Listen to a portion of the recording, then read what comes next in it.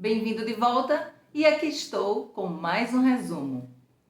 Agora do primeiro capítulo da segunda parte do livro Memórias do Subsolo de Dostoiévski.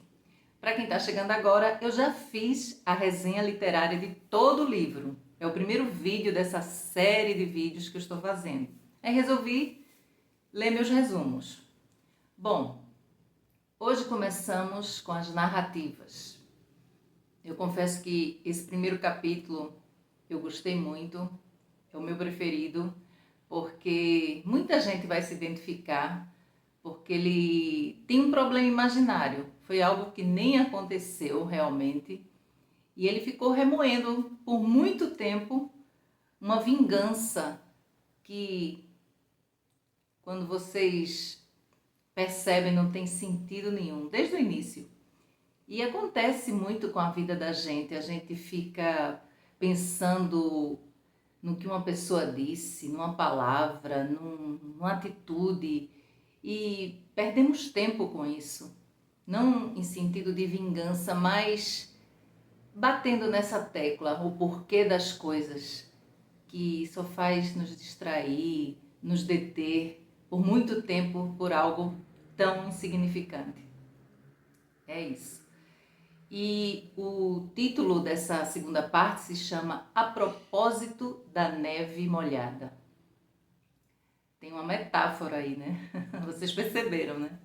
Ou seja, eu, desde que vi esse título, eu fiquei assim, pensando, né? Porque tem uma coisa, quando a gente não conhece a neve, a gente sempre tem aquela ideia da neve, daquele manto branco, os flocos de neve.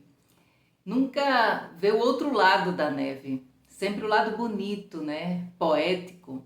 Mas e a neve molhada? E a neve derretida? Eu vi essa neve derretida, eu conheci a neve e conheci essa neve derretida e tirei até foto porque me lembrou o livro. Porque a neve derretida não é bonita, está se decompondo, por assim dizer. Ou seja, é como se você for ver como a chuva. Depois da chuva, não fica barro, lama, não é nada bonito, né? Então, a mesma coisa acontece com a neve. Então, ele aproveitou esse estado de decomposição como uma decadência que é bem recorrente nas obras de Dostoiévski e fez esse título, que também mostra uma fase de transição que é da juventude à vida adulta, da inocência à experiência, da esperança à desilusão. E ele observa todos os seus acontecimentos da sua vida, que foram suas esperanças, suas ilusões foram se destruindo com a realidade cruel da vida. É isso. E ele começa a olhar para trás e ver tudo o que ele passou e observa onde agora se encontra nesse estado de isolamento e de desespero. Ou seja, foi uma grande escolha esse título de Dostoiévski para uma reflexão dessa atmosfera de melancolia e tristeza que permeia toda essa segunda fase do livro. Chega, me emocionei agora. É muita coisa. Bom, é isso. Foi quase uma mini resenha antes de começar a ler, para não ficar tão entediante, mas vou ler mesmo assim. Vamos lá. A propósito da neve molhada. O primeiro capítulo dessa segunda parte, eu sempre me esqueço do óculos. Só quando começo a ler que me dou conta. Bom, vamos lá. Desculpa, vamos lá. A propósito da neve molhada. O primeiro capítulo dessa segunda parte é o início de suas narrativas, onde ele aqui conta alguns episódios da sua vida nada fácil, nada boa. Começa dizendo que tem 24 anos nessa época. Começa dizendo que tem 24 anos nessa época e diz que sua vida é o que é hoje, uma vida escura, desordenada e ferozmente solitária. Esse ferozmente me tocou muito. Diz que não tem relações com ninguém, não falava e que só queria estar oculta em seu canto. No trabalho tentava não dirigir seu olhar a ninguém e sabia que seus companheiros de trabalho o consideravam como um tipo raro e que o olhavam com alguma repugnância. Ele odiava e desprezava todos os empregados do seu trabalho. Todos. Diz que também os temia. Da mesma maneira que desprezava uma pessoa, pode prontamente colocá-la em um pedestal. Via todos os seus companheiros estúpidos e atuando como ovelhas. Igualmente se via como um covarde e um escravo. Nessa época, todo homem mais ou menos decente é um covarde e um escravo. Em todos os tempos, o homem honrado é um covarde e um escravo. Outra coisa que o fazia sofrer. Ele não se parecia com ninguém e ninguém se parecia a ele. Ele dizia, eu sou um, enquanto eles são todos. Que triste era caminhar até a oficina. A aversão era tão grande que ele voltava muitas vezes completamente doente. E bruscamente mudava de atitude. Se um dia antes não havia dirigido a palavra a seus companheiros de oficina, ao dia seguinte se esforçava por estabelecer amizade com eles. E toda a repugnância se desvanecia repentinamente.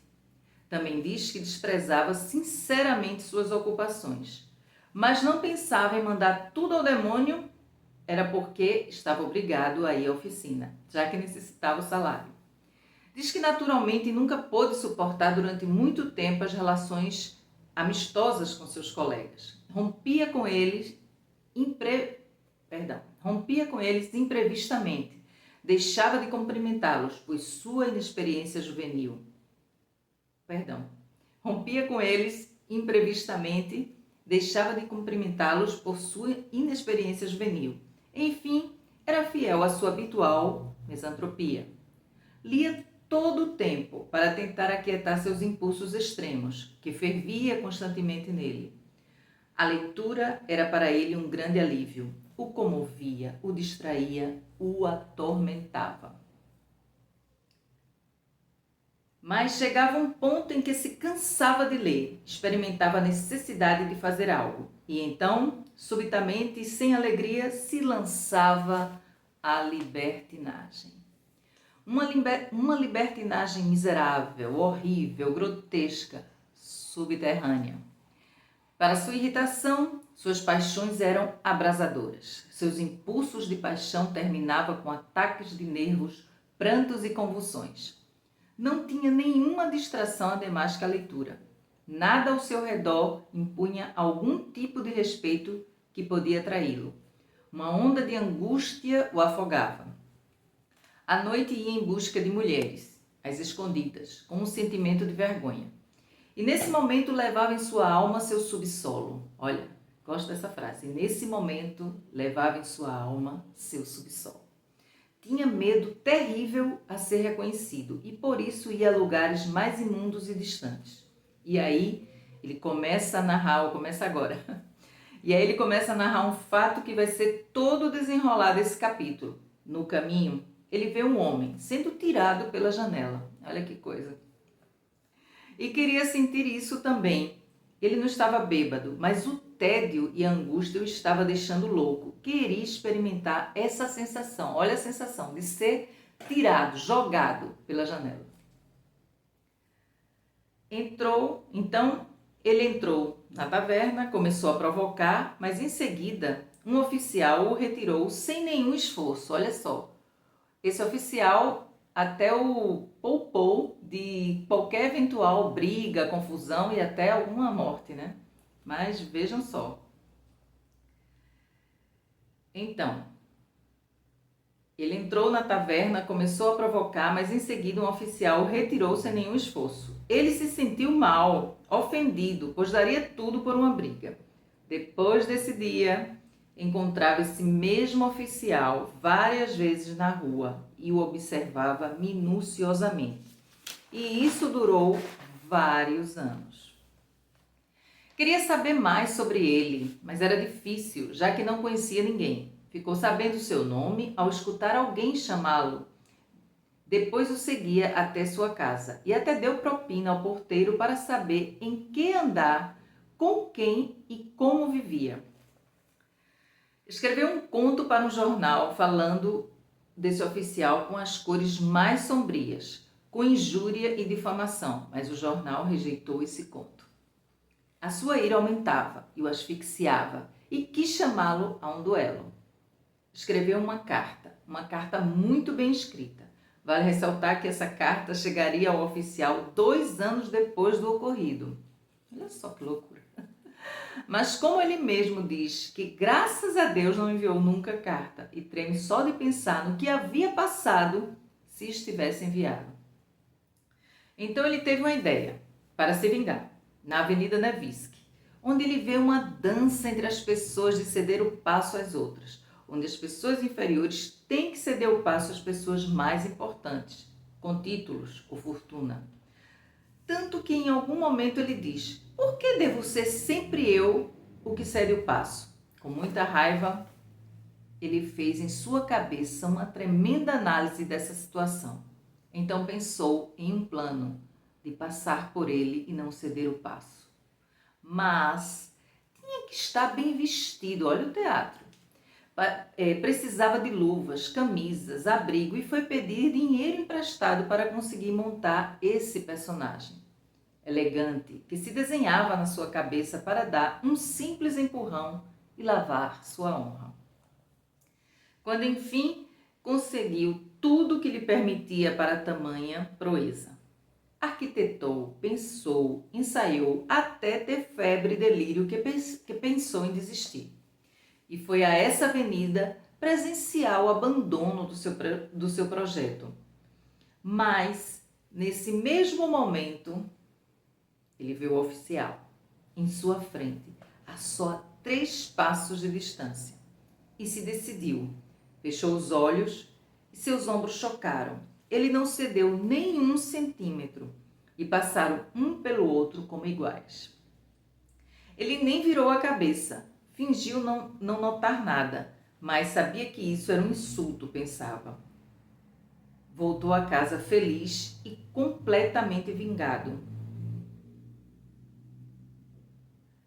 Veja só, ele vê o oficial, vou voltar, em sua frente, a só 3 passos de distância e decidiu, fechou os olhos e seus ombros chocaram, aí. Ele não cedeu nem 1 centímetro e passaram um pelo outro como iguais. Ele nem virou a cabeça, fingiu não notar nada, mas sabia que isso era um insulto, pensava. Voltou a casa feliz e completamente vingado.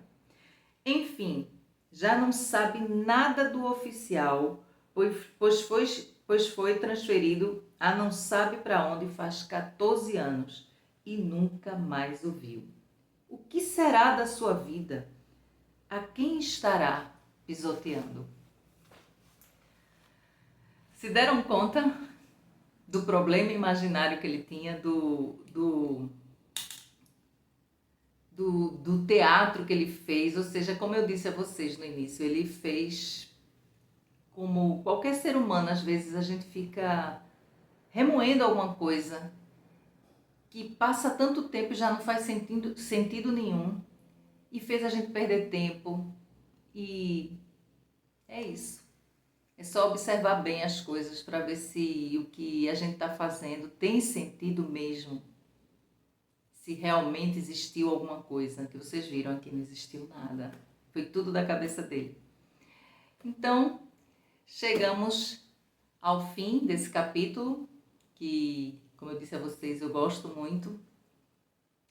E muito obrigada por ter chegado até aqui. Até o próximo resumo. E, mais uma vez, obrigada. Um beijo.